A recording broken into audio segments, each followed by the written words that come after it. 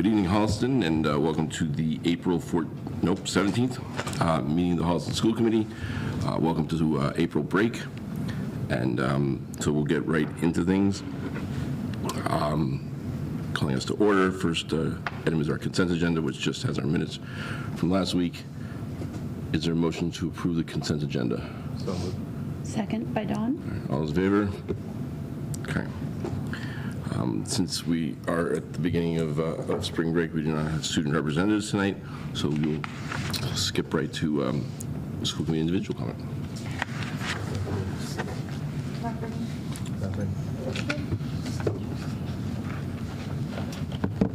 I'm concerned about the state of our democracy, but other than that, I have nothing else to say. So just small stuff. Small stuff. That's it. Cool. And public education in general. Education. Not just this week, ongoing. It's an ongoing stress for me. I don't know about everybody else, but it is for me. No, no comment. Okay. And then I think I'm good as well. Since there's no one in the room, is there anyone on Zoom who would like to make public comment? If so, just unmute yourself. Barbara's there. There you go. Hey, Barbara. Just wishing everyone a great spring break. Thank you. Okay, thank you, Barbara. Thanks, Barbara. I was wondering, that was actually the best public comment we've ever gotten, so thank you. I need to please. There you go. All right, well, we are 30 minutes ahead of schedule, so, Mr. McLeod, if you would like, or Dr. Kuchik, I'm not sure who's going to kick us off with the data presentation. Sure. Ian's going to pop that up for you.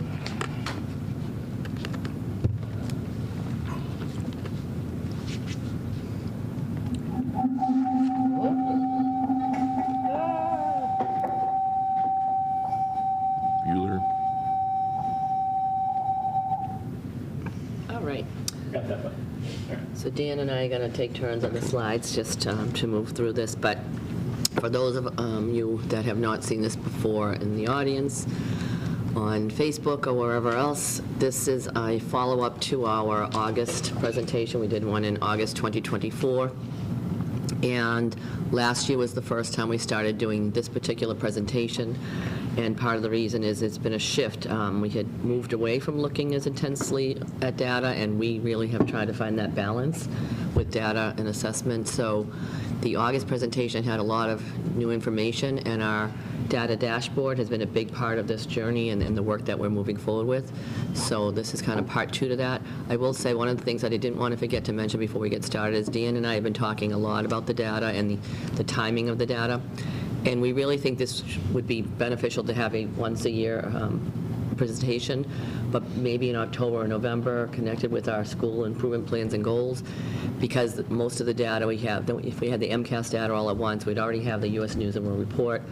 It comes out in September for the Boston Magazine data, so I think that might be the sweet spot. So we'll have some of the new information from last time, and we'll have some of the old information here as well.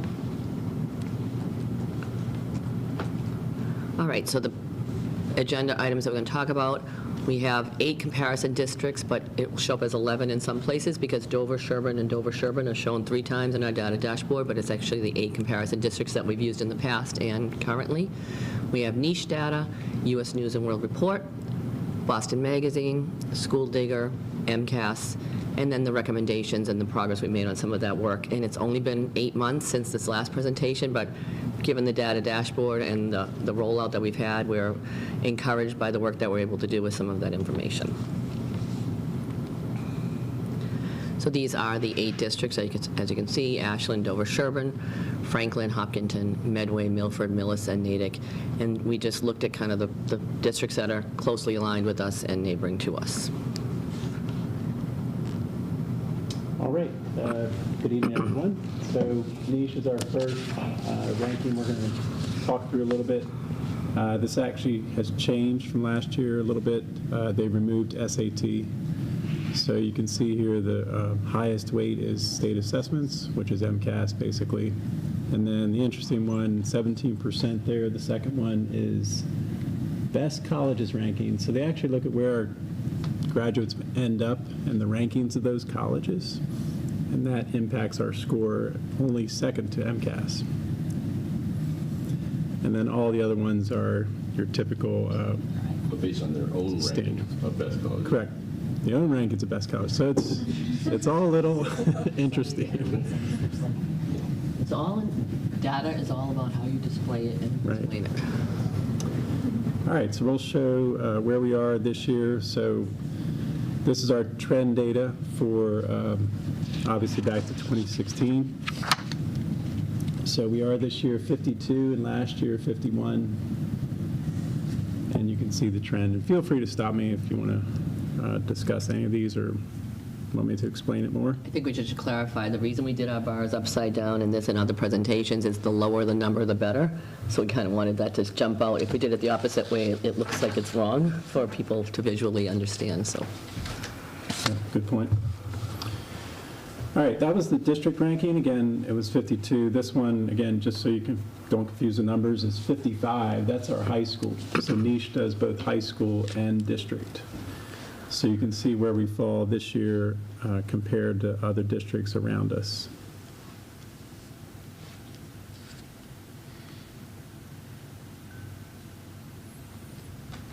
All right, back to you. So I mentioned U.S. News and World Report. We don't have updated U.S. News and World Report for this year, but it does take in the College Readiness Index rank, College Curriculum Breadth Index rank, State Assessment Proficiency, State Assessment Performance, Graduation Rate rank, and Underserved Student Performance.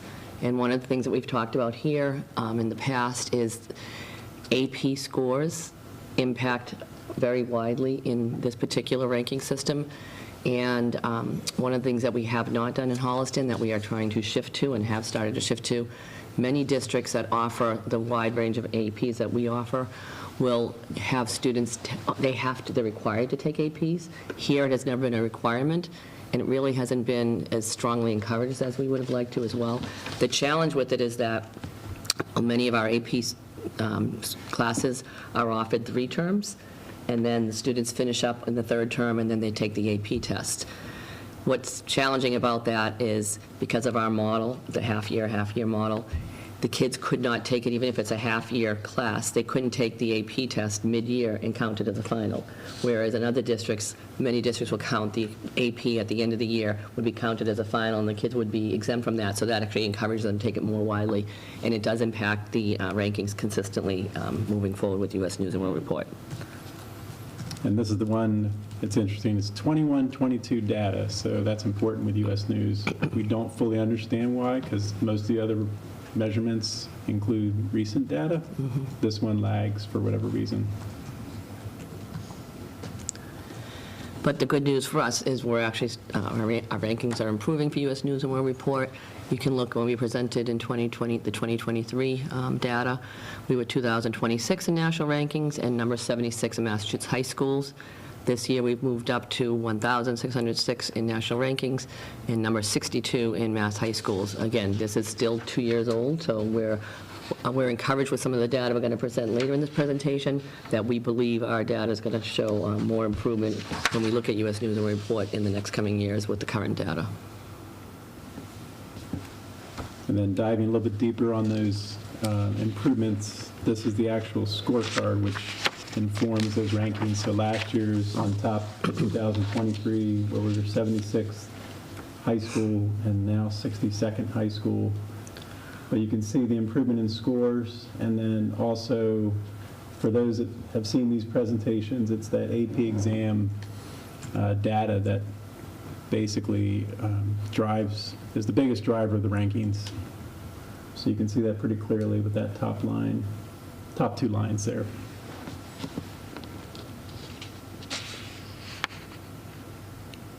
That was my emoji, by the way, for the take credit for that. And the math, reading, and science proficiency, what is that based on? Do we know? Math, reading, science proficiency at the high school. So that, I'm going to guess, is just the high school MCAS data, the 10th grade and 9th grade. Yeah.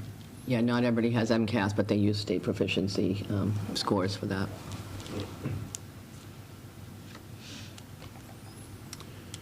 Okay, again, sticking with the high school, this is the slide comparing last year versus this year as far as where we are versus surrounding districts. So again, you can see we've improved from 76 to 62, and you can see how others have improved. We will say most of the other districts around us did improve, with the exception of Ashland and Medway, not to call them out, but just to give you some context.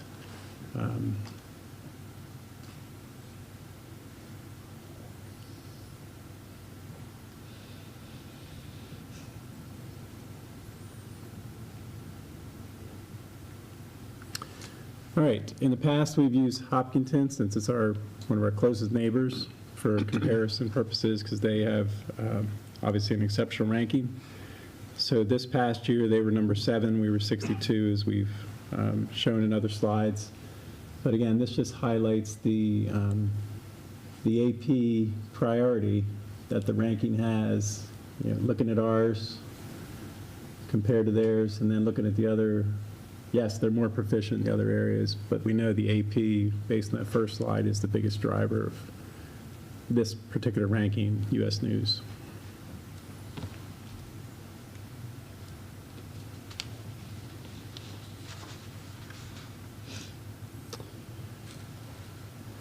Okay, and then the high school gave us some really detailed data based on the AP program for your review. And questions, obviously, if you feel free to ask them. But we do feel like there's, since we started encouraging the AP, making it a priority, there is improvement. For example, you can see second line, total AP course enrollments has increased this year. The AP courses went down, and I'm sorry, there's a note on the side. They believe because some students were taking online APs the previous year. But I just want to point out, too, if you look at in 2022 to 23, 322 students were enrolled, almost the same this last year, 321, but the significant increase in the number of APs they're taking. So if we could get those students to take the test, more of them than have been currently, again, those rankings would increase significantly as well. Do we know what AP courses we eliminated? There used to be things like AP Human Geography available online. Do we still offer those, or do we know which courses we reduced? We didn't get that detail, and I don't even know if it's a reduction or just that they didn't have enough students enrolled, because sometimes it's still offered, but if not enough kids, we're not able to offer it, so I wouldn't have that detail right now. I just want to point out, I'm sorry to keep emphasizing this, but this is informing the U.S. News ranking primarily, which is 21-22 data. So the future actually looks bright for that particular ranking if you look at the trend data for our AP improvements. All right, this is our first, proud to share our data dashboard, one of the dashboards in our dashboard within our, if you want to call it that. And this is, apologies, hard to see, but you can see on the left side are AP exam results from last year. And it's nice, you can see the, I guess, the most popular courses, right? The most AP test takers and their results as far as proficiency. So 4 and 5s are in blue, 3s are in gray, and then the 1s and 2s in reds. Yeah, I think it's important because the bar, we were looking at the way the years played out, just the length of the bar is what the dashboard has focused on, but it is significantly increasing to see that now we're up to the 40 AP scholars and 25 scholars with distinction, and then scholars with honor. The gray scholars with honor is the highest. It means they're taking, I got to double check, they're taking 3 or more. Correct. The AP scholar is getting a score of 3 or higher on 3 or more APs, and a score of 3 or higher on 4 or more APs for the AP scholar with distinction, score of 3 or higher on 5 or more AP exams for the scholar with honor. So I think that data tells a nice story that we are seeing students increasingly taking the AP exam. So again, couple of years from now, we should definitely see this showing in our results for the rankings. So the years are out of order. Yes, we noticed that too. Yeah, It's good call. because they did the length of the bar and the height of the bar. It's the way the graph So in played out. 22, it was sort of, and then it dipped down in 23. 23 dipped a little, now we're back up in 24. I have a thought on that, but I'm just curious if you had any No, we wondered the same thing. We're going to reach out to our vendor and kind of discuss this. Well, I think particular he's just graph. asking why 23 is Oh. a smaller number of students in these AP Scholar distinction areas in 23 versus 22. I don't know for sure yet. That is something we wanted to look into. We didn't notice at first that it swapped until today. We looked at it and said something's wrong with that. I would like to see Didn't the it data go- dashboard people. Didn't it go digital or on some of the AP exams in 23 for the first year, and we had some crashes too, which was like College Could be Board right. I related? feel like I did hear that. And then you had to retake it like a month or two later if you so chose. Yeah, and that could be why that is showing, but Was it all kids in 20? I'm just trying to think of it. The 23 kids were freshmen when COVID hit. Freshman COVID, okay, yeah. Are you able to look at this data by senior group too? Right. It's like track, how many students are we improving, like students with disabilities, multilingual learners, low-income students taking advanced courses? Yeah, great question. We can filter the data in that respect. We did not do it in this one. We can definitely do it for the next presentation for sure. No, I was just curious if that was something Well, that you were looking yeah. at. yeah, we definitely could see, you can see all of the students' names and how many tests they take on this particular one. And then there are other filters that you can apply, but we just wanted to get the general data for this discussion. Yeah. Could you just, I don't understand what does 288 in the red column under Physics 1 versus 169 the blue? No, but we don't have that many kids. Right, we don't have that many kids. Not every kid takes AP Physics 1, and it adds up to more than the class. Do we know what that is? Is that over time? Oh, no, it's just 1 year. But how many kids, well, Yeah, that'd that's a be a good lot of point. kids to visit. Yeah, we'll have to delve into that. Yeah. Over the whole class. Yeah. But English, It is a lot. English lang, I mean, that's saying, I mean, It's a three course. Are we sure this is not, is it definitely 1 year, or is it over the last 1, 2, 3, 4, 5, 6 years? It could be. 23, 24. The You know, date I title think, but we, is. Is it a Dan cumulative screenshotted of them, so 2019 to that 2024? the one on the That's what right. David I think just- that's what it is. It Is that what you could just said, David? I'm sorry. Because a lot of the categories, the second one, the third one, the fourth one, they Yeah, that have would more make more students than sense. we have in our school. Right. Yeah, Yeah. that's right. Yeah, I was going to say, the bottom right is definitely 23, 24. We took that right off there. But Dan screenshotted a separate, just to kind of show you the volume of, he just wanted to see the volume of students that are taking the exams. does this in general make sense as far as like the number of students we think in general take those classes? Like is Physics 1 the most popular, Yes. not, I wouldn't say popular reason no one likes physics, but I'm kidding, but no, I'm just joking. But is Physics 1 definitely the most taken AP class? AP Lang is way up there, but What's number 2, yeah. yeah. Well, I guess out of that, is there anything they're doing in Physics 1 that's pushing them to take the test? I do not guess Physics. You know, that would be teacher-specific too. Again, part of this, you know, for example, when I was principal for the day, the other day, asking students, are you taking the AP exams? And I think I mentioned it a couple of weeks ago too, that the students have said, well, some of them are falling on prom day or different things. So a lot of it comes down to the encouragement that they get. And this is where, and I was going to talk about this later, but this is where, with a new schedule, it's going to open up some opportunities as well, because with full-year classes, there's a possibility that we could have the students take it as their final exam, as I mentioned earlier in other districts, if it's required, and then it's counting as a final exam. Again, we're going to just see more kids take it, and the rankings, again, will all start showing the results that we would expect from the caliber of our program here at high school. So we will follow up on that particular graph and clarify with title It's probably, something more concrete. Any other thoughts about this? no, I appreciate the breakdown on the AP awards too, because it kind of gives you an idea of how they're doing. So we just wanted to highlight this, and I know Joni and Ida are going to talk about this more on May 1st with the curriculum and intervention presentation. But we're excited to see the biliteracy seal program being increased in volume. Kareen is really doing an awesome job encouraging this program. She was doing, I think it was last week, the students were taking the tests. in the Oh, it's library. been multiple Yes. multiple The sessions. last couple of weeks they've been taking it, and we'll get the results later this year, but she's expecting to see 30 seniors receive the graduation honor, and there were 16 last year. So over time, we're seeing a significant growth in this seal of biliteracy, which is also encouraging and highlights the language program here at Holliston High. Does that include students who are taking the AP French exam that may not have taken the seal of biliteracy? No, the This is AP separate. exam is Seal of totally biliteracy. separate from seal of Right, but they get the biliteracy. seal of biliteracy if they get a 4 or 5 on the AP exam. I couldn't hear you, I'm She sorry. said they get a They 4 get or the seal of 5. biliteracy if they achieve a 4 or 5 on the AP exam. That would be a question I'd want to ask Kareen, if she's included that in this number. Right, because that could be- right. That could be in I addition don't know, to. right.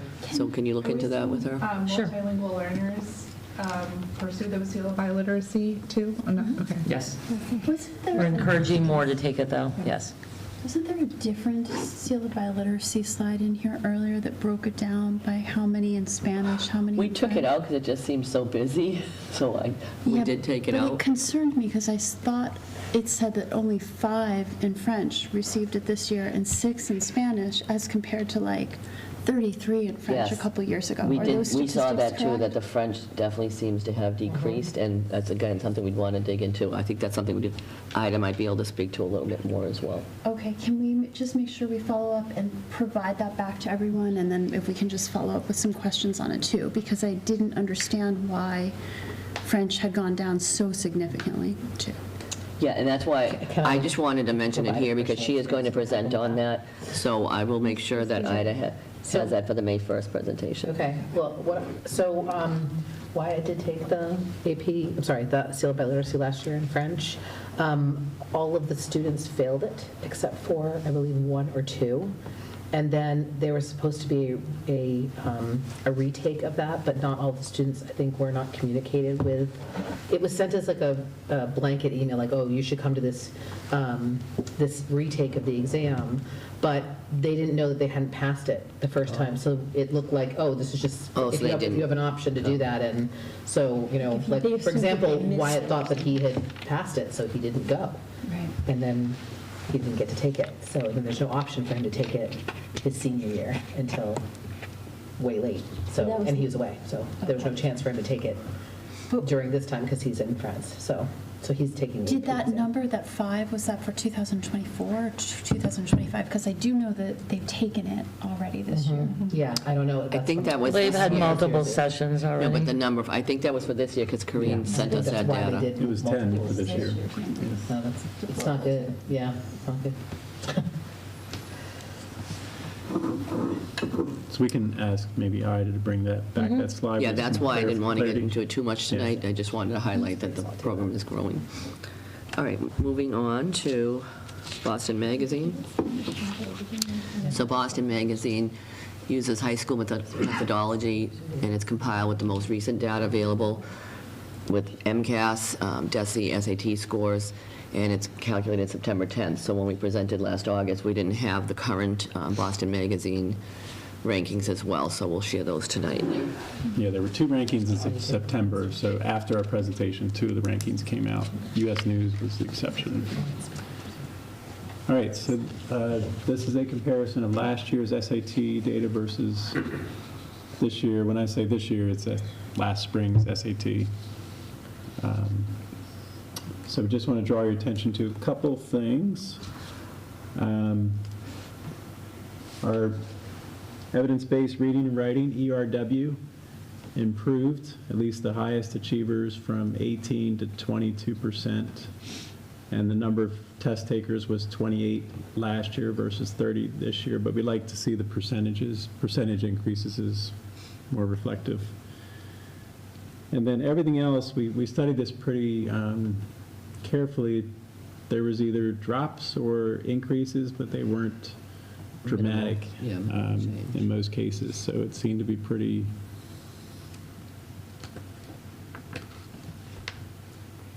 the years seem to be pretty equal overall.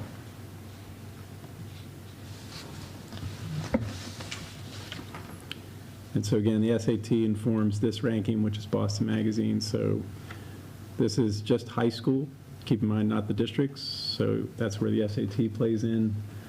So we're at 45. Year before, we were at 40. And then you can see the trend all the way back to 2014 for the high school only.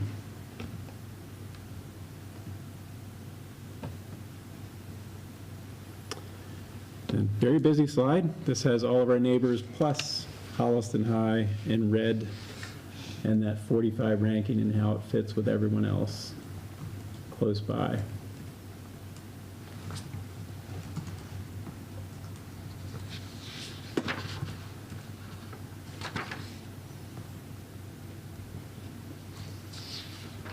All right, Susan, this goes to you. Well, I'll let you do this slide, and then I was Sure. going to talk about. Oh, yeah, this is me. All right, School Digger. We kind of forgot about School Digger, but it is a factor in real estate, so we thought we'd bring it to your attention.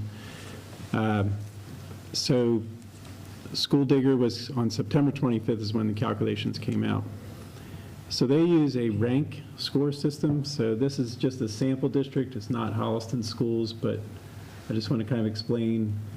So Lincoln Elementary is 15th out of 100. It gets an 85% rank. That's a 0.85. You can see the other three. And so what this ranking does is average those three to generate a rank score, and then that informs the district rank score. So it takes all the schools in the district, combines them, and averages them to give a rank. And so we landed at 59th in 2024. Again, this came out late September. If you think, so the 351 districts, we always talk about Project 351, so I mean 59th out of 351 is pretty strong. We're pretty solid here. Okay, next slide is, thank you, Dan, for putting this chart together. One of the things we're going to talk about tonight is the trend data for ELA, math, and science with MCAS. And the biggest thing we want to highlight tonight, you're going to see some, I think, quite nice improvement in our student growth percentile, which is really important. People want to focus on meets and exceeds, and yes, that has a lot of value, but student growth is a trend over 3 years, so you're looking at the same cohort of students and how fast they're growing in comparison to their peers. When you look at meets and exceeds, every year is a different cohort of students that you're looking at. So it's not the same kids that are getting compared to one another. So yes, those numbers are important to our comparison districts, but the student growth percentile really has a stronger value in how we look at the growth of our students in Holliston. So if you look at the trend data here, this is, again, from our data dashboard. You can see that looking at our students meeting and exceeding is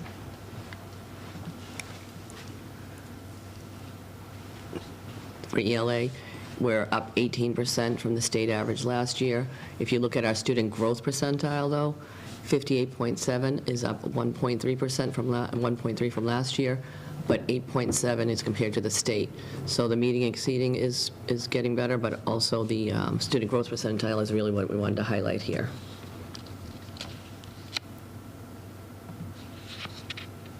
Is that for grades 3 through 8 or the high school? 3 through 8. Okay.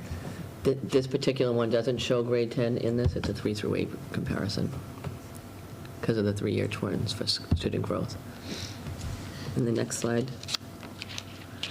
So this was really something we wanted to highlight. We were really pleased to see our growth here from 2019 to 2024. In 2019, we were at 45.6 average student growth percentile. We're now at 59%. And if you look at our comparison districts, it says 11 districts. It's really the 8 that we talked about, but they break out Dover, Sherburne, and Dover, Sherburne. Dover, Sherburne, and Dover, Sherburne. It's 3 times. So 1 out of 11, which is really 1 out of the 9. But that's significant growth for Holliston. That's why we like to highlight that, because that really matters. And then compared to all districts in the state, 17 out of 354 for growth. Again, significant growth for our students in ELA. And then we did break in the next slide, we broke out also the meets or exceeds. You can see our growth here as well. The meet or exceed, it's not quite as strong as our student growth, but in general, we're still doing well. 6 out of 11, or 6 out of the 9 for the comparison districts, 57 out of 354 for the state. But again, I still think that the school student growth percentile is even more valuable because it's comparing the same cohort of children versus different cohorts every year.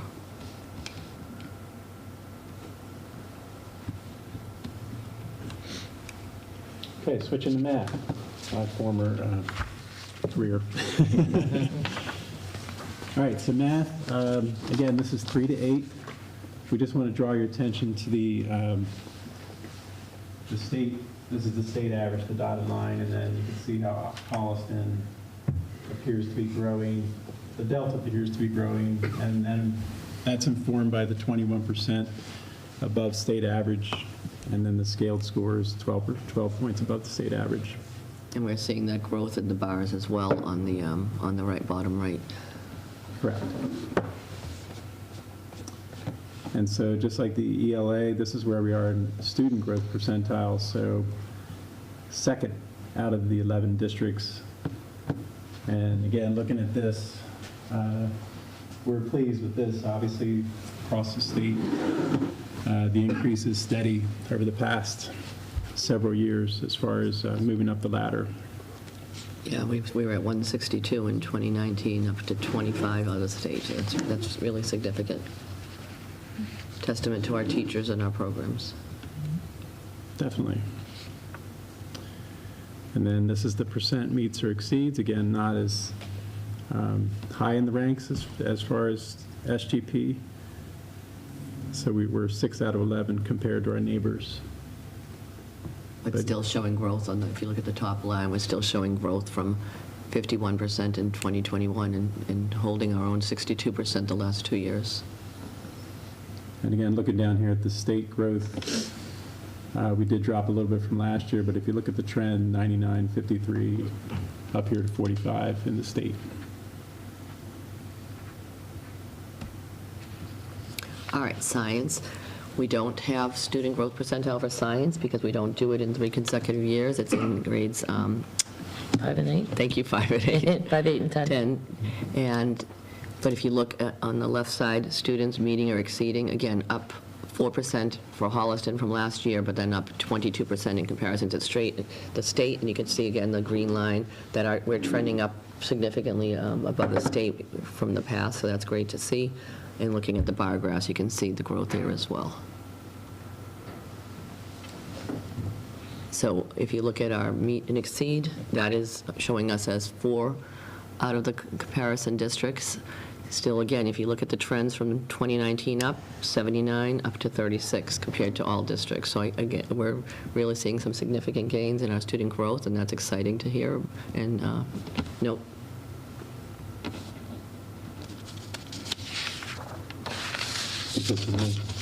All right, so what action steps have we taken? And this is a little bit, I guess, awkward because this is all data in the past, right? So we're just trying to continuously improve on that data. So we did, obviously you saw a lot of the data dashboard tonight. We are using that, almost, I know the schools are almost using it daily. So it was very helpful for this presentation too. Yeah, and you'll see Joni's team talk about this with the interventions as well. This dashboard is really a game changer for us.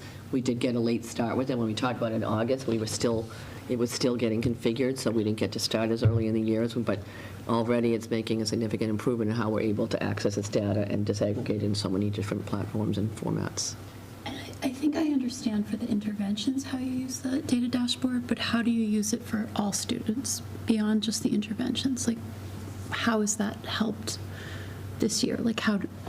Like So that's one attendance of- data, things like that? One of the things we- Beyond attendance data. Yeah, the attendance data has been significant. We put that in the goals, but also one of the things we've been working on as a district is our concerns about equity with our students of color and low-income students, that we were still seeing inequities, and that data has been something we focused a lot of energy on, is how do we move those students along. We also saw, when we presented on math earlier, some of our students that were students of color that were not in our higher levels. we're actually overperforming students that were in our higher level math. So that's what we've started to dig into, is why is that happening? What can we do differently? And again, that's part of our discussion about how do we open up more doors for our students going into the higher level math. When Karen has already shared with me that the numbers going into Algebra 1 next year are going to be stronger than usual, because people want to have that opportunity, and students will struggle. And we do have this gap year this year because of the fact that anyone that was in grade 7 going into grade 8 this year has not had those Math 8 standards. And we talked about how those were moving down into grade 6 and grade 7, so that by the following year, the school has a plan to help adapt for those students. But those are the students we're looking at now, the students that have the potential, but weren't maybe identified properly. So that's one of the areas I'd say is that's been a real focus area for us. I'd also say at the building-based leadership meetings, they're using it on a regular basis to talk about how their school is moving in a positive direction and what they're seeing with the gaps, what they can do to make changes in a positive direction. So as Dan said, the schools really are using it on a daily basis in so many different ways. But they're starting to change the conversations around data, which is a really positive thing to do. And it's done in a non-threatening way, and it's a positive conversation and looking at all the students in a grade. So It sounds like looking at student growth, tracking students' advanced coursework, enrollment, or like the annual metrics that you're really diving into. Can you use the dashboard to track, are we on progress throughout the year toward advancing those things? yes, because on our data dashboard, I'm going to jump in, you have iExcel and iReady there, you have Dibbles there, you know what I mean? Like, so you are having, that Dan was talking about, dashboards within the dashboard. Those are dashboards that we have. Yeah, so it's the So, real-time yes, access is what's been yes. helpful. So that's, to go to your point, like, that's, the buildings are having those rich conversations, right, around that data, and looking to see what the growth is or not growth, what do we need to do. Interventionists are using it all the time to progress monitor, you know, but yes. This is where it's been helpful, too, is where our interventionists are the teachers overseeing those interventions, but then in some of the buildings, we have tutors that are, so they can help support the tutors and put those groups together. So they'll talk about that May 1st, and that, I feel like, is a huge, It's been a heavy lift. It's a very positive lift, but it's been a heavy lift. It's been a huge learning curve for them to use it. I'm going to be honest. I mean, it was hard because a lot of work initially. we are going back still, Dan, back me up, we are continuously tweaking how we are tracking intervention groups, because we're like, okay, we need to make it work a little bit better for our interventionists and tutors. So, I mean, it's still kind of a, Yeah, they're using it so much, they're running out of like yes, intervention group names. Right. You can't use the same name twice. seriously, it's a good problem. We have to but create new yes. naming conventions for the Yes. intervention groups. But I will say, we get requests, it's probably once a week at least, from an administrator in the school asking me, can the dashboard do this or add this functionality? So we know that tells us the schools are really using it and they want to see additional features. And again, we're just in our first year, so. Yes. And Open Architect has been very cooperative and helpful with this, but what we're hearing, too, is more and more districts are moving to Open Architect, so we may not get this, all these wonderful changes moving But forward. I think we have been at the forefront, correct me if you think I'm wrong, but Earlier. they have been very attentive to our needs, and they have made changes based on what we need. And they are making a lot of positive changes for everyone in June, July, help me out, Open Yeah, Architects. So the summer, it has a new interface that's Right. being launched, so their energy is focused on getting that launch, having that launch be successful, I think. So they're, everything we're sending now, they're like, we'll get to it in the summer, because they're preparing for this gigantic launch. That's why Jerry Allen, I think, your grant money has been used for this, because it's been so important that we keep this. It's more Jerry L's, yeah. Yeah, we believe we're fairly confident that we'll be able to renew another 2 years with some of Jerry L's grants. That's great. So some of the other action steps that we started recommending last August, again, it's only been 8 months, and not having the data as early as we would have liked, you know, we're definitely showing progress, and we're excited about the gains, but it's still been a very short time frame here. So we need to continue to identify the gaps where the state standards need to be more explicitly taught.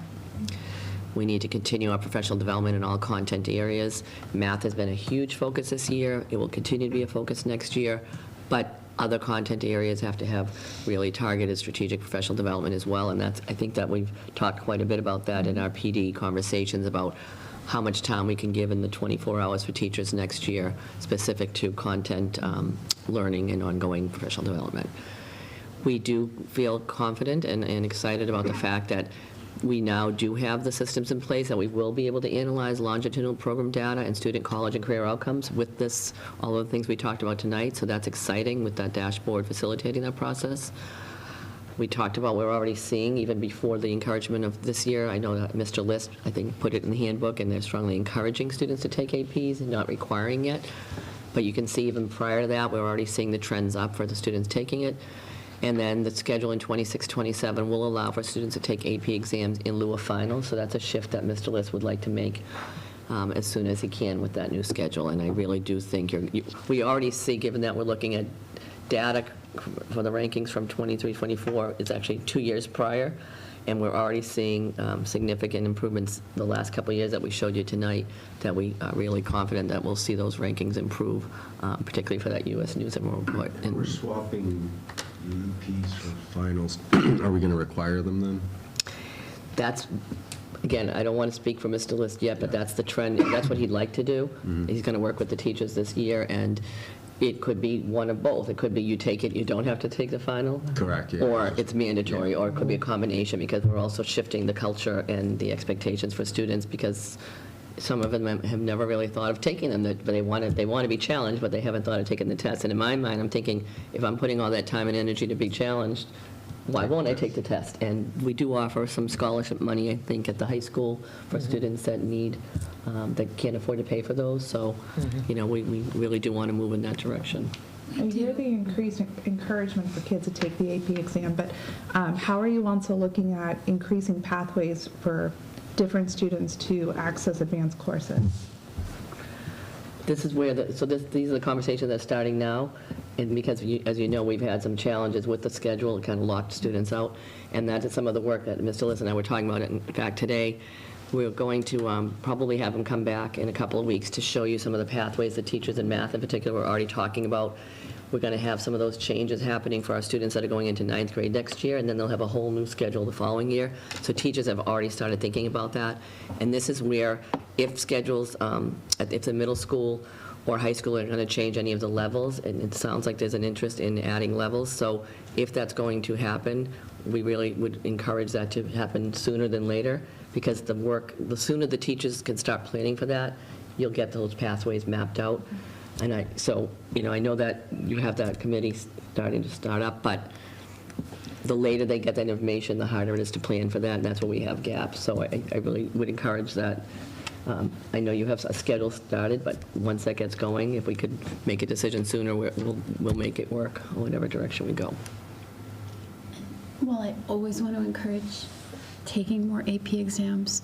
I do, when you're looking at it in the context of whether it should be just the AP exam in lieu of a final, or maybe a final, which is often a great practice for students before they then take the AP exam.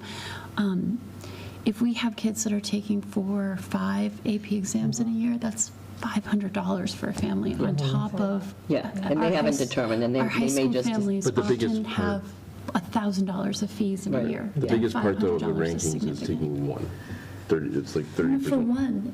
For one of the rankings it is. Other rankings do look at Multiples. But one other way to increase AP's exams, I think, too, and you look at it when you look at how Hopkinton has 81% taking at Yes. least one AP exam, where Back we're to at that slide. 64%.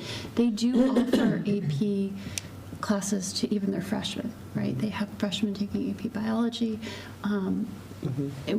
We're very limited until, I think, sophomore year, and even sophomore year, it's maybe 2 or 3 classes that you could take.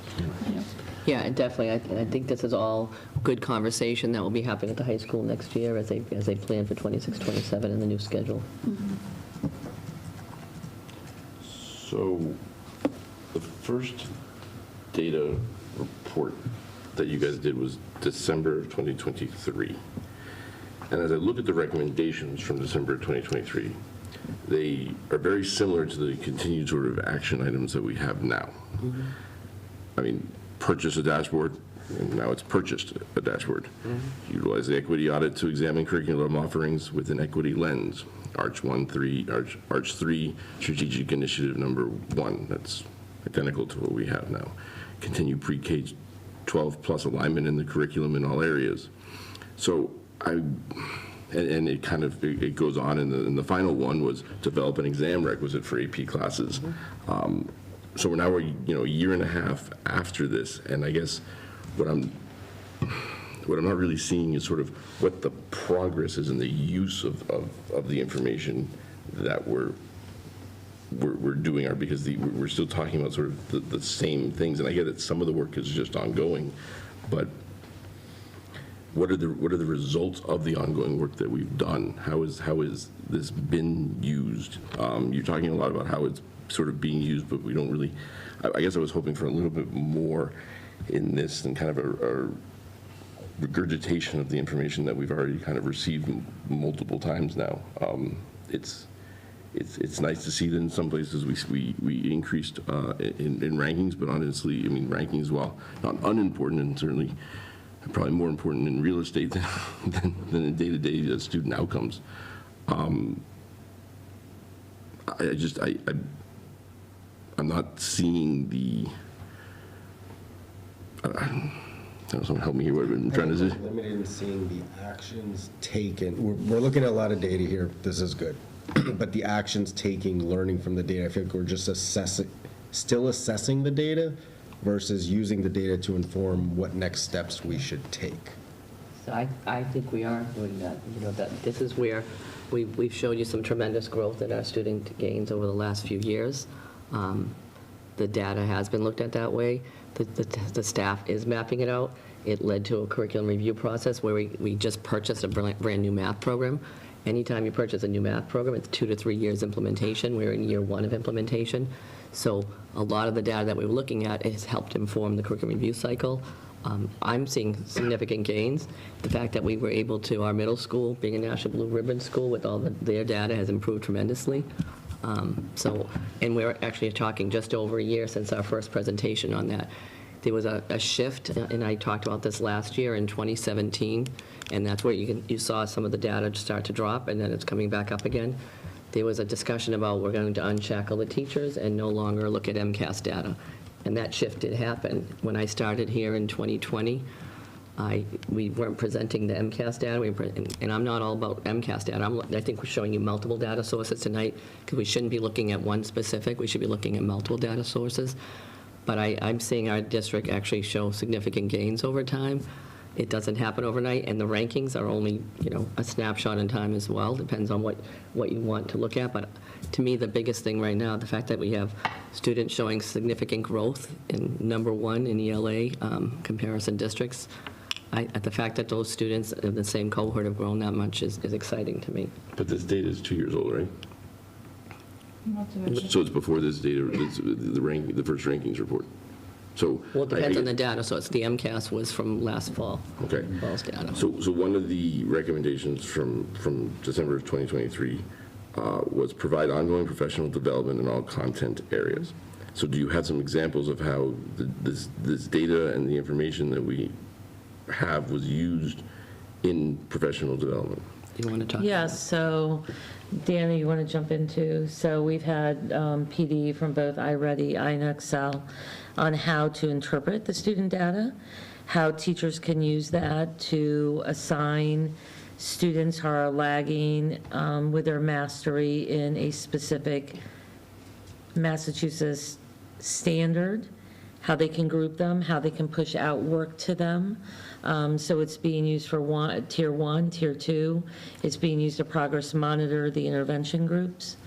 But they have had multiple PDs on that, which they continue to do, and have discussions about how to look at that data, how to analyze that data, how to use that data to group students, how to push out work to students with very targeted instruction for what a specific student doesn't understand. So that sounds great. I guess that was sort of what I was hoping would be part of the presentation and that we would get tonight would be something like that. So can we I mean, we can, either the committee can sort of send sort of follow-up questions. I mean, I thought that was sort of what we had asked for, but maybe we need to be a little bit more specific about what exactly it is that we're looking for, because I would love to know, that sounds great, and I'm sure it is, but to somebody who works in a bank, I also don't have any clue what it means, and I'd like to sort of just see it so that I can kind of understand it, because it does, at least for me, help, and I think it might also help the community understand how we're using this data to inform decision-making for their kids. So I think this is where the end-of-year goals presentations will have that specific to each school. Most of the rankings is based on high school, some of them district. But if you look at some of the work we've done, like with Hagerty at the elementary schools, they've looked at all of the data and reading, and that has literally informed the purchasing of Hagerty and the explicit instruction there. I know that Jamie Slaney talked about that in her mid-year goals updates, the tremendous growth there. So that is going to be part of those conversations. They'll be presenting data on that, but if you have specific things that you would like them to present by school, please send it to us. I mean, this is more of a general district-wide lens. If we dig into the school-wide lens, they can tell you more specifics about how each school is using the data to inform their I think instruction. that's what we'd like to hear, the end-of-year progress is, they did a great job presenting, like, here's our data at the beginning of the year, their MCAS data, here are the things we're going to focus on, and now, as we come back at the end of the year, reflection on that. So based on those actions we took, here's the progress we've made, here's the things that we learned, here's what we need to focus deeper on for next year. Is it worth doing that over 2 meetings? So doing Sure. 2 schools?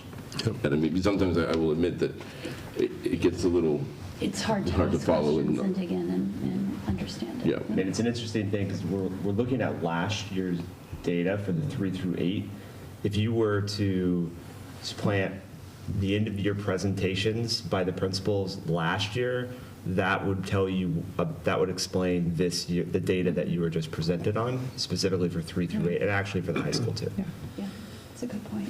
And I hope they would share with us their current data, like Yeah, the and so mid-year then, like, IXL data. Yeah. They're- Yeah, Yeah, correct. That's exactly So- what they'll be But like, doing. we won't get the new MCAS data, the new AP stuff, or whatever until like October. And that's why I think this would be important moving forward, that I strongly recommend that we do this global rankings, data assessment, district-wide presentation in October or November. Either, it probably should be separate from the goals. You could do the goals first and present this after, they need to be But to close just together. give you a heads up too, Dan, help me out here, I apologize for putting you on the spot. Do you remember the window for iReady and iExcel? It's in June though, correct? Correct. That's So the hard problem part. is, the principals will not be able to report out on end-of-the-year data for iReady and iExcel, if you're asking them to do it sooner. I just want to be very clear about that. Yeah. Yeah, because they won't have taken it. Yeah. well, I still You like know the idea what of I'm 2 presentations, one in the fall with the sort of all the data that you have, and then sort of here in these action steps, and then this is what we've done over the course of the year. And it's sort of And how we're progressing against each other. Goals in the mid-year and the end of the year And- for. But I want to kind of pull it out from just necessarily, not all, I mean, we can do it as part of, for this year, part of with the school end-of-year stuff, but I also think it's a separate piece of information. It's broader than just the, Can I just get a little more specific too on the action steps on slide 30, where it says continue pre-K to 12 plus alignment of the curriculum? What are we do? I mean, we heard a lot about curriculum maps initially, but what's going on right now in terms of continuing to do the alignment? Yep, so those are conversations in the curriculum meetings that they're having. That's what the curriculum coordinators are working on.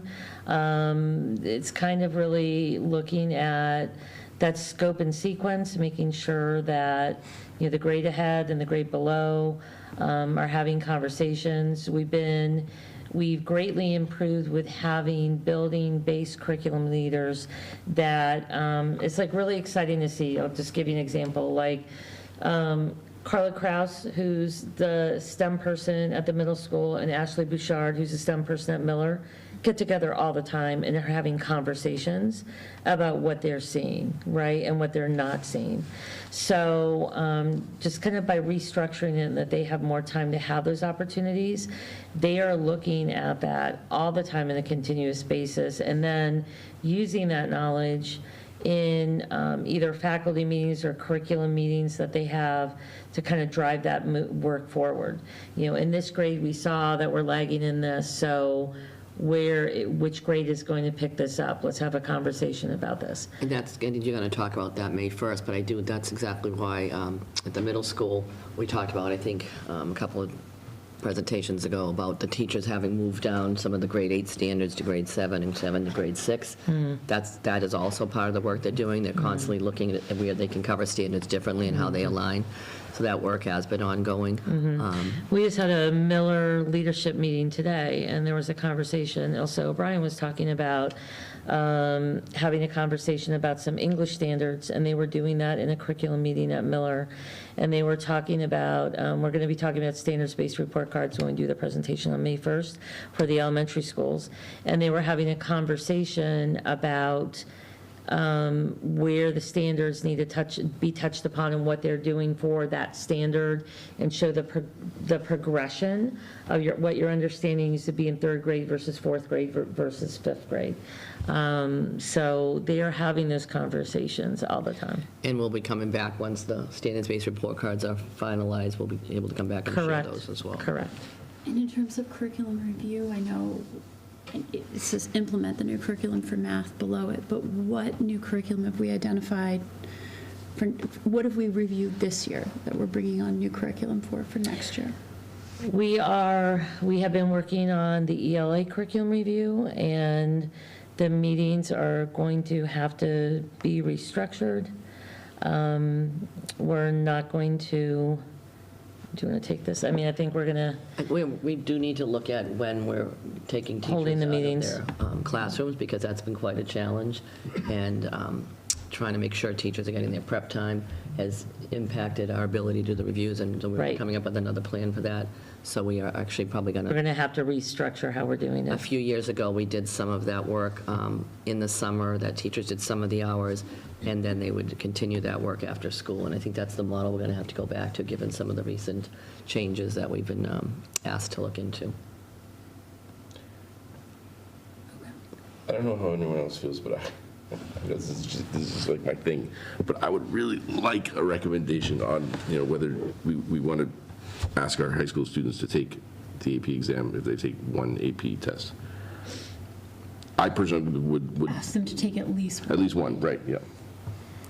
Now, I'm not going to. I'd like to hear from Mr. List and yourself about whether that is your recommendation, then before we could do it. But it's been a year and a half now since that sort of was a recommendation. And that was the recommendation that Mr. List came to last year about, that he was going to, because we knew that we had the same schedule, that he was looking to strongly encourage for this year, and his hope was to then transition to requiring at least one for the following year. So that is where he was on track with, and I do think the hard part next year is, we were foreseeing a new schedule for next year. We're not having a new schedule next year, but I still think we should be trying to move in that direction. I think the positive intent of allowing the student to decide final or AP will guide that. Like, if they have to take both, I have to take a final, why would I take the AP? Well, but that would be for the new schedule.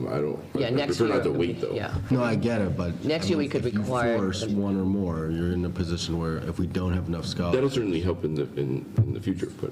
So can I also just add that that was not something you can do kind of mid-year, because you're making a change in like a handbook change, and we only make handbook changes like during the summer for the implementation. Sure, but that was- for next year. was- So like if the recommendation was from Mr. List at the end of the year that he would like for us to make that handbook change, that students would take at least one AP exam if they're taking an AP class, then Right.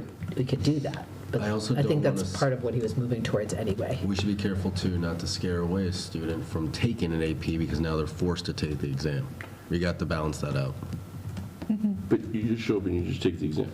What I'm saying is if I have to take an exam, I may not take the It's not just as class. simple as that for a lot of kids, just deciding to take an That's exam and anxiety. just getting. I think we there. should There's a lot of encourage it anxiety. for sure. So- I think Wait, but, I'm saying, but the recommendation was made in December of Yeah. 2023. Why can't we decide that now for next year? Not, Well, I think based Mr. upon the List should be based upon the recommending recommendation, yes, but. What but- changes we should make to the program of studies and the curriculum as our Correct. administrator. Something to So start if that's what moving he suggests that we do, then sure. But so that's why I posited as a question, can we ask for a recommendation? I think he's already going to bring forward recommendations for changes to the So I handbook at can, the end of the year. I can share that we had Which is this typical. discussion, and he can bring that up at the program of studies discussion. That is what he said last year. I don't want to speak for him, but that is what I heard him say when he presented on this topic last year, is that he was going to move and try to shift to encouragement, and then many districts do require at least one. Right. But the reason this is timely also doing this now, though, is that we do want to see if we need to have some sort of scholarship fund or something, so I want a better understanding and analysis of what the potential thought on the need would be for that. Because I don't want to implement something and then not have the money to be able to support those kids that can't afford to take the exam. So we're in the middle of the budget season right now, so, some of these things are driven by decisions that aren't necessarily optimal for timing for. And I know they do have money set aside, I just don't know the exact amount, but so far it has not been a problem what they've been able to But you find may the students that need, but if we expect more, then Yes. yes, that would change. That's the point. Right now, some kids may not be taking it just because they can't afford it and they don't want to ask. Now, if we're saying, you're going to take it, but we'll get you a scholarship, I can imagine it's going to go down the demand for those scholarships. What percentage of students require assistance that do take the AP exams? Oh, I wouldn't know that off the top of my head. We would have to ask special education how much support they get for that and then what the accommodations are. I really don't know. No, I think meant he's asking financially. financial. Financially. Financial I'm sorry, support. that's special needs. I'm Financial sorry. support. Yeah, I don't know that, a lot of times, I don't know if he's going to be able to give you that, because as a past principal myself, I wasn't privy to that information. It's Because that's confidential. done, yeah. You know what I mean? Like counselors knew it, but Yeah. even as a principal, I did not know that. But we know how much we budgeted and how much we spent, right? That we could probably find out, right?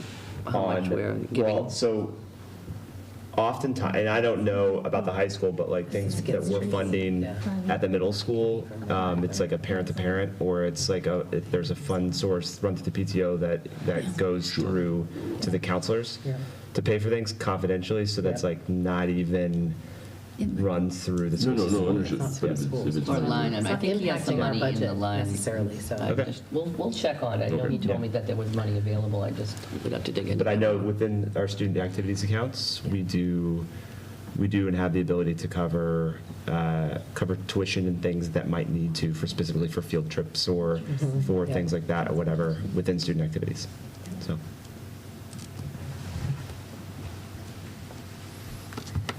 Maybe you can follow up with Mr. Lisdon just on the financial piece of it. I did want to mention, just if you go to the last slide, Jody Renee has been really helpful helping set up the dashboard and helping to train and support staff with the dashboard. It started out with just administrators having access, and then we did move it to the interventionists and tutors. And then we'd like to get it more out to more staff, but we also don't want to overwhelm them, because the more data you look into, then you start also questioning things. And we want them to question, but we also don't want to overwhelm them, because they're also trying to grow their craft and learn some new math resources and other things as well. But she's been a real help with this Yeah, process. Thank you. She compiled all the, the dashboard was the easy one, I just took screenshots, I got the easy job. She was compiling all the other graphs. and More creating multi-year, yeah. Another product. So, Awesome, thank you, Any more questions?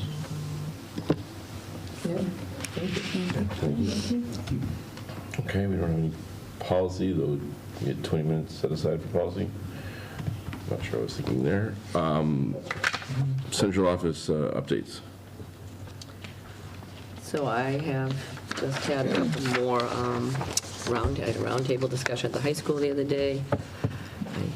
It's been fun being in the buildings, a little bit more and getting to talk to kids as much as possible. Monday, I had my high school principal for the day, and then Tuesday, I had my roundtable discussion.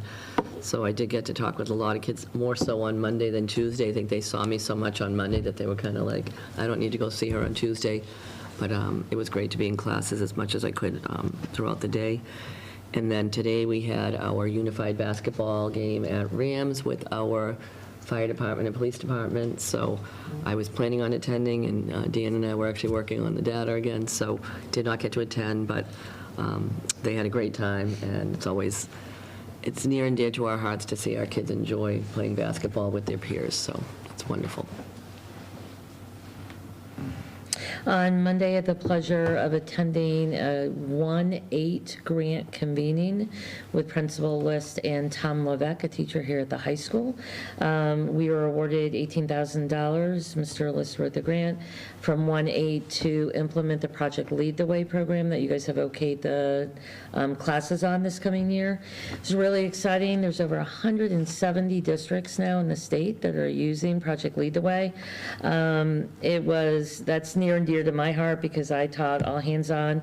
But just so you know, Project Lead the Way, they call it APB based, which means it's activities, projects, and problems. In activities, it's when the students are building their knowledge and skills, so that's like the teacher-directed part of it. Then you go on to the projects part where the students are practicing their skills that they learn from the teacher. And then finally, in the problem, they are actually applying their knowledge, and it's all student-directed. So it's very exciting. I've had it in districts I've been in the past, fully buy in. It's really exciting to see the direction we're taking, and it's very exciting to see how passionate Mr. Levesque is about teaching it and what he's going to be able to do at Holliston High School. I wanted to give you a quick update. Dr. Kuska sent out a district newsletter. Please check it out. There is a Student Opportunities Act update, which we are required to submit to DESE, so that's in there.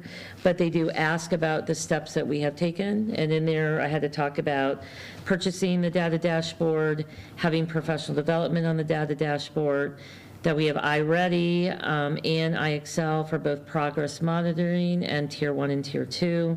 We had to talk about purchasing the Eureka Math Squared and the Reveal Math, which is both considered high-quality instructional materials by DESE.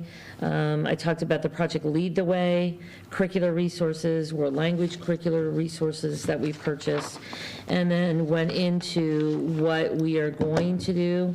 I talked about additional curricular supports for our English language learners, a potential additional ELA teacher for the elementary schools, and then really improving upon our night that we had last year that Dan helped out with so much, and Jody Renee. We did over 17 local vendors for our multilanguage learner families about resources they could access, such as legal resources, things like that. So that's all on there, so you can check it out. It's included in the newsletter. Great, Thank you. Jordan? Just to reiterate what Dr. Kuska had mentioned about the Rams Unified basketball game, I just want to say a big thank you to Allison Ditto-Castellan and to Marie Reggio, who are kind of the coaches of the team. It was a wonderful game to watch. They blew out the fire and police department. Congratulations to our students there. Got a chance to talk with Chief Stone and, gave him whether he needs to give his guys some pointers on their skill sets. But needless to say, it was a blast. We had over 100 folks that were there in attendance. Music, celebration, great time, great fundraising opportunity for the program as well.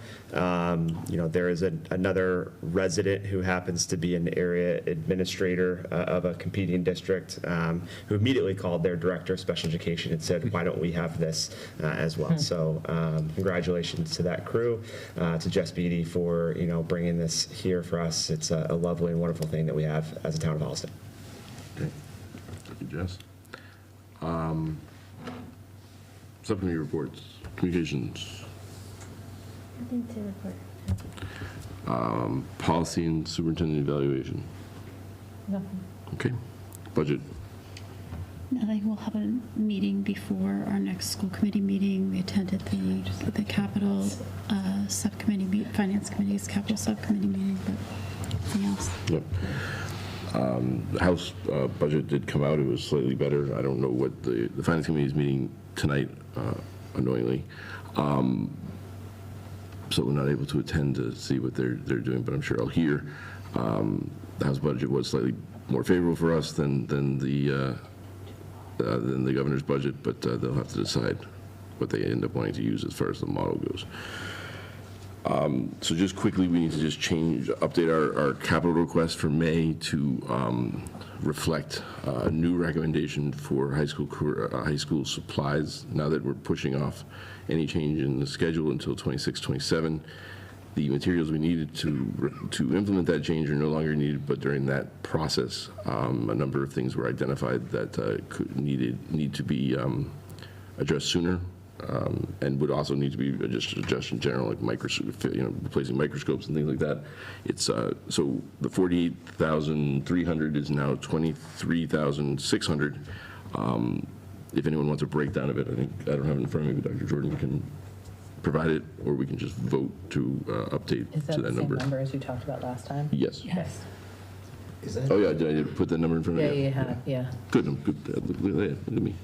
So this is replacing existing, it wouldn't be beneficial for 26, 27 when we do need to expand? It would be beneficial. Okay. Having equipment that works is always I beneficial. agree. Always good. So, does anyone have any more questions, or do we just, okay. So I'll entertain a motion to update our capital request for $23,600 for high school supplies. Moved by Dawn? Second. All in favor?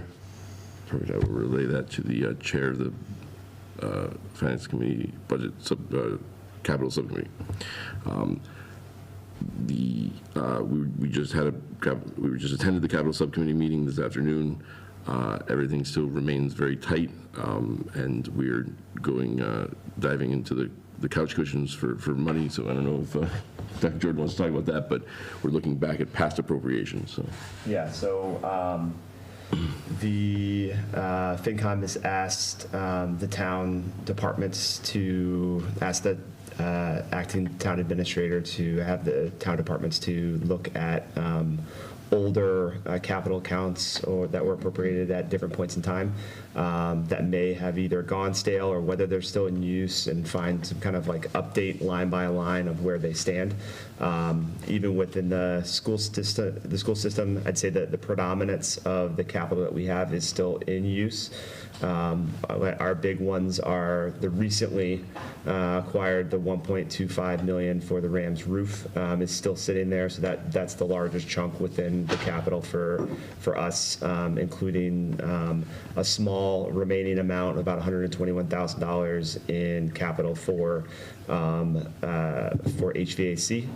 We did do a $330-something rooftop HVAC unit at the middle school that we installed over the winter break. However, there are some other smaller line items that, let's say, for example, may have had $100,000 of technology line items at different points that are whittled down to like $2,000 and $3,000 or smaller amounts that may have not been spent against in the last couple of years. What they're asking for is that all towns, departments go through their accounts, those capital accounts from past projects, to see if we could do some, as a town, do some sweeping of, as the term that they used, of some of these accounts that have very specific guidelines of what you can spend the money on, and that if we're past those points and deadlines, we can pull that into the town.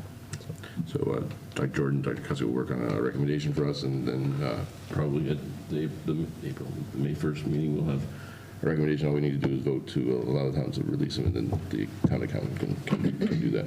It can also be done by town meeting, but it's easier if we just do it, and that way they can use it as for planning. Okay, any more questions about capital?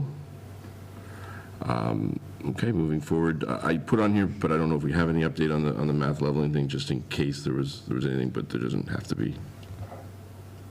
Well, I think we're still planning To- and getting ready to release a communication to invite members to join the subcommittee.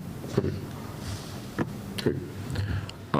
And then, so I've had a couple questions from parents and stuff about the 8th grade Algebra 1 for next year, and how the geometry standards are going to be sort of delivered. So I was just hoping maybe we could get an update on that, and then maybe have a discussion about, well, I'm curious how the geometry is going to be delivered to students who aren't getting those 8th grade standards next year because they're doing a full year of Algebra 1.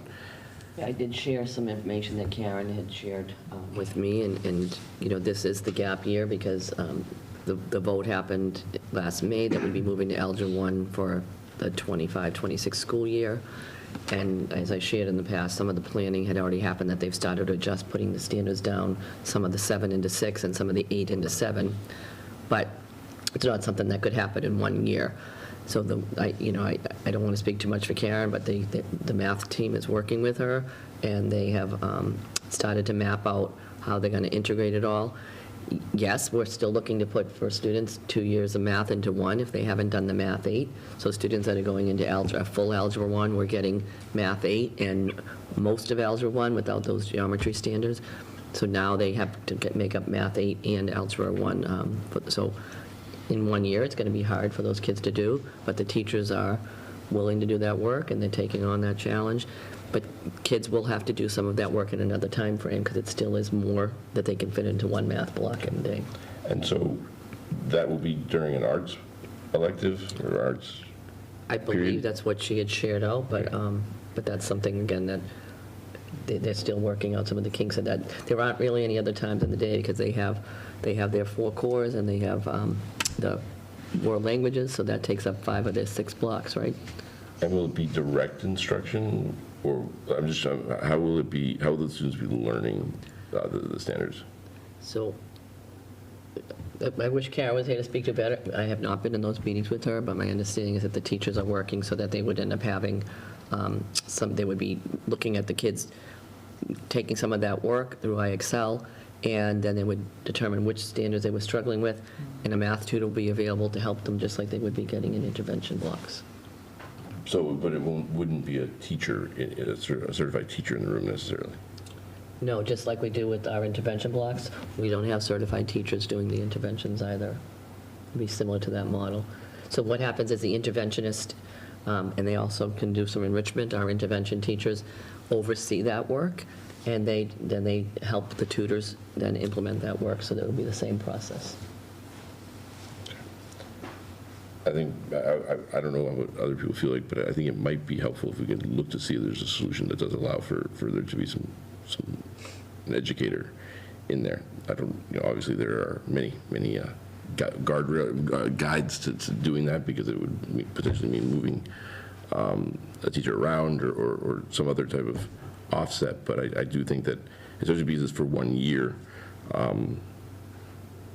did speak with Karen about this. Yep. And her description of her plan for next year kind of alleviated some of my concerns, where she talked about a specific person she wanted to hire who has a strong math background, would work closely with the instructional coach in math, and provide a model that was a combination of direct small group instruction and iExcel. Okay. And the way that she laid it out, is it 100% perfect? No, but it sounded like it was a promising, I guess, plan B, I guess. And I believe the person that she's thinking of is a certified teacher, if I'm not mistaken. So Yes. it was just a bonus that this person is, the person seems interested in doing it for other reasons as well, is very excited about it. So again, I don't know if she's finalized that position for sure, but that's the direction she's been moving. I think that is great. I just think that as soon as we have it solidified, communicating that to teachers, to parents would be helpful, because there were some parents that were like, what, my kid's going to be going and losing art, not only losing art, but then just kind of like doing a self-guided tour of iExcel for geometry, and I think that's at least the perception that I've heard from some people. Yeah, I would say, the model works well now when we're looking, again, even though we're looking, this is more, I don't want to say enrichment, because these are standards that they need, so it's not really enrichment, but in some ways it's enrichment because we're pushing them further than they would have been able to go before. So similar to when our kids are struggling, we identify what the needs are, whether through the programs or through teacher input, and then the interventionist looks at the needs of those students, and then they help provide the support, either through a teacher or a tutor model. So it does work very well. with our tutors in the building currently, so they feel confident that it will be I think the questions we're getting are parents are trying to balance, like if they're making a choice for next year, is it worth thinking about the needs of their child and the way that their child learns? Is this a good model for their kid? Do they want their kid to have a double math block and give up one of their arts blocks? Like trying to understand what the model will look like so they can make that decision. Right, yeah. All year, Is like, it is all year too? Right. So Yeah. would it be feasible, since there are a set number of standards that we know we need to work into their schedule some way, shape, or form, is it something that once they kind of achieve those standards, or then they can go back to whatever their normally scheduled arts? see, I think that it would be the Because I plan. think that So would some be students a might great option as well. pick them up quicker and not need as much support and might be able to do them independently. There are some students that can teach themselves even without. Or even if they want to do a little on That's their what own I outside would say of. the precedent for intervention, even if that intervention is excelling a student, is you are out for a chunk of, a window of time, an intervention block of time, 6 weeks, whatever that is, and then you go back into the course. I think if you're looking at accelerating a student or providing them some additional concepts, a similar model could take effect as well. We're intervening on both ends of the spectrum. So. So when we say we're pulling them out of an arts block, other than art itself, what else are we pulling them out of? Our unified arts, I can't speak to, I don't know enough to say like exactly which of the ones that we're looking at, because my guess is what is left out of that is world language. We look at world language almost like the fifth core in the town of Holliston, so like that, unless, that doesn't fit into their schedule, so then you're looking at, depending on the number of days in the cycle that she has planned, will determine the art class the unified arts class would be. So that could be art, that could be a band or chorus or general music, that could be a computer science class. It is likely not a PE and health due to some state requirements that are associated with that. And I'm sorry, David, were you saying it could also be world language that they could be pulled out of? No, I was saying that No. not all students take world language, Okay. even though like we the town, that we, almost all of our students take a world language. There are students that do not, based off of choice and needs that they might be, or things that they, as a family and as a student, are pursuing. Right. And maybe an important part is also, again, communicating that we have great programs after school, like art club and band and chorus, that they could potentially be part of to try to fill that window if we're pulling them out for. Yep.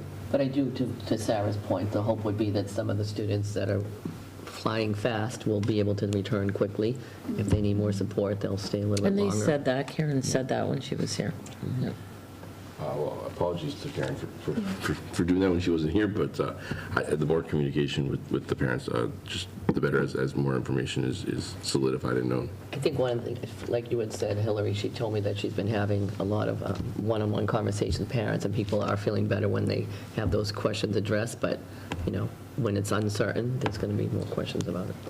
I know we're using geometry as the mechanism for this, but I like the creative thinking that Karen in the middle school is doing as far as how we modernize even unified arts and the flexibility based off of like the desire from the community for like how the community evolves and what types of things they're looking within that program and course offerings. I think that's a What flexible students area.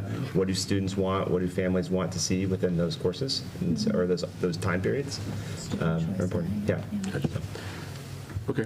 But the nice part about all of this is we're trying to give opportunity to more students to take these, that's really about trying to open up more pathways for students. And for some, it's going to be quite challenging because they're pushing themselves. But if they want to achieve, we want to give them those opportunities. Great. Okay. Good. The last item on our agenda is some new business. And I think just a quick bit of context, and this is really more just to sort of start this. I don't anticipate having a lot of conversation tonight unless it's needed, but during the discussion with the contract negotiations, we discussed the fact that now that the Teachers' Day would be officially ending with the Students' Day, and the traffic, especially at the high school, but also at other schools for teachers that did need to leave for childcare, for other reasons.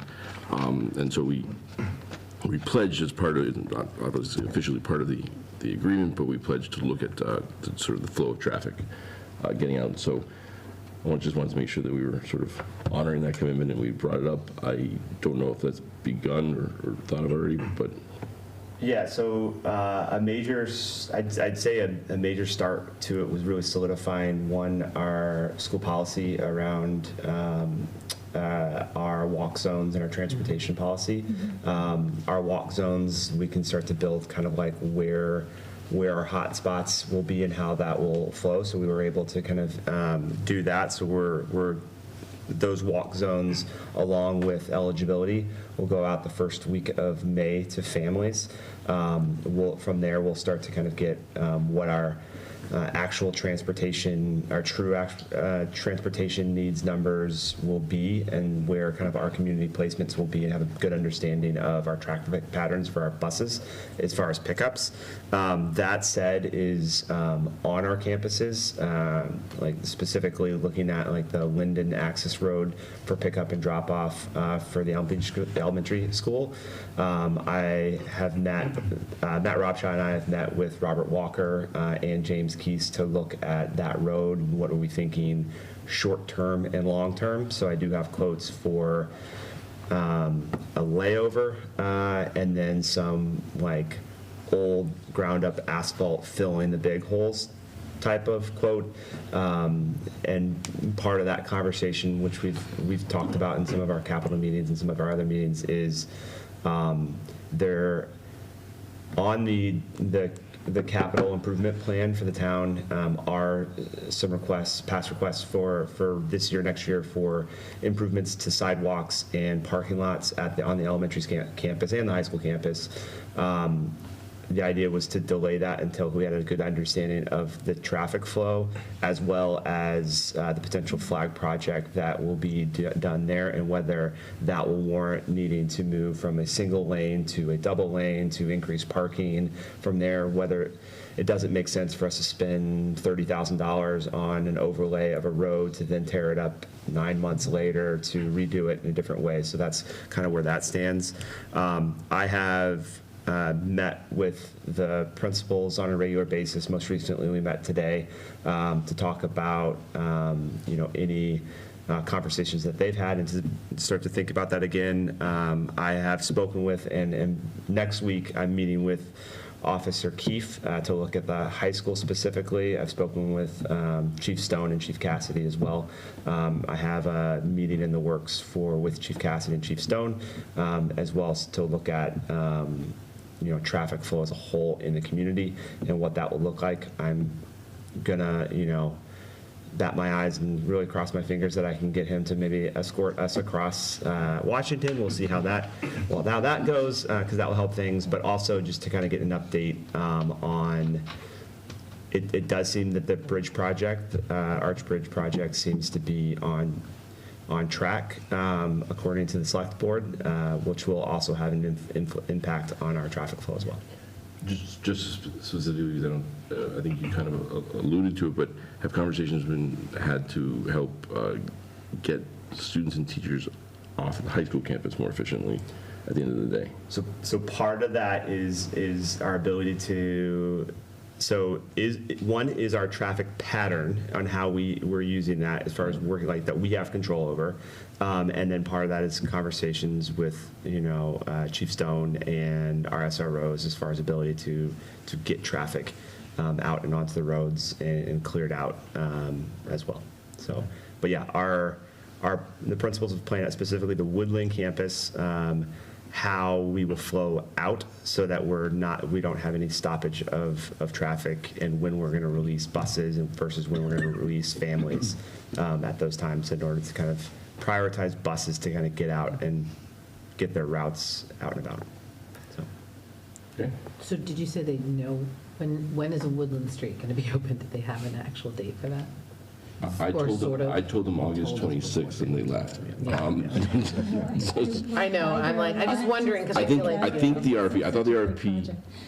I thought the RFP was September 1. I've heard September 6 was the RFP, so It's going to be problematic for the first few Yeah. days. Yeah, well, the first few weeks of school are always kind of messy anyway, but it would They don't seem like a huge for us relief. to be able to map out, being able to use Need it Woodland well Street. over a year.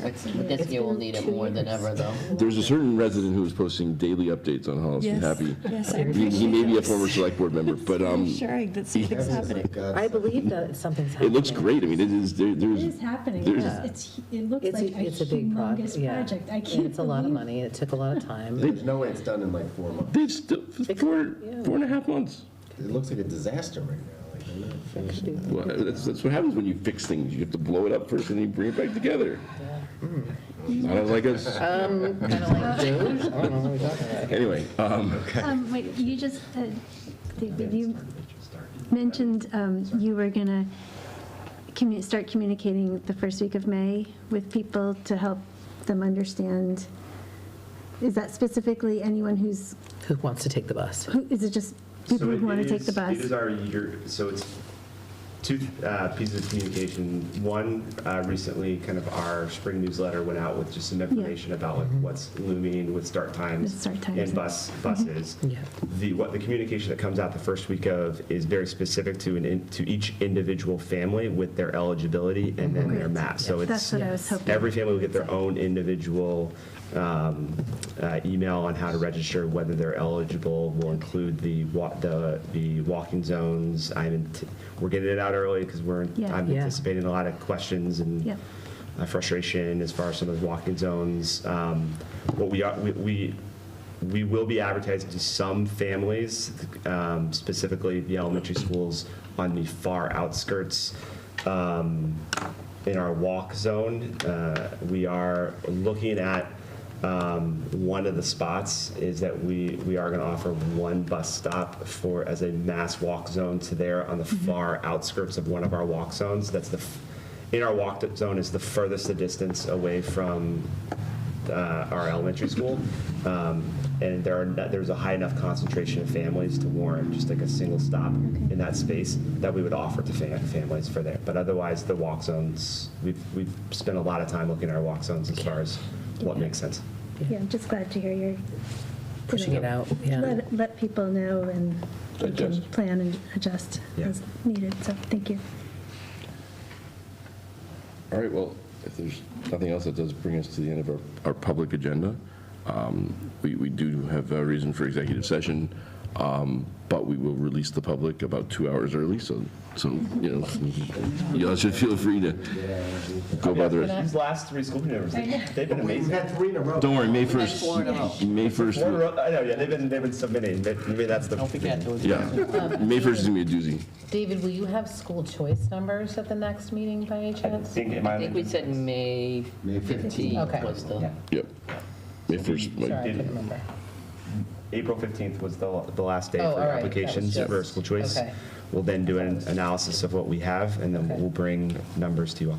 Yep, thank you. So I will, I was going to ask, Yep. don't know if you can get us the budget sub potential date so that we can see when we're available, just because some people are away next week. Okay. okay, we'll definitely do that. Okay, well, I will now entertain a motion to adjourn from open session for executive session, from which we will not return for the purposes of conducting strategy sessions and preparation for negotiations with non-union personnel, or to conduct collective bargaining sessions or contract negotiations with non-union personnel.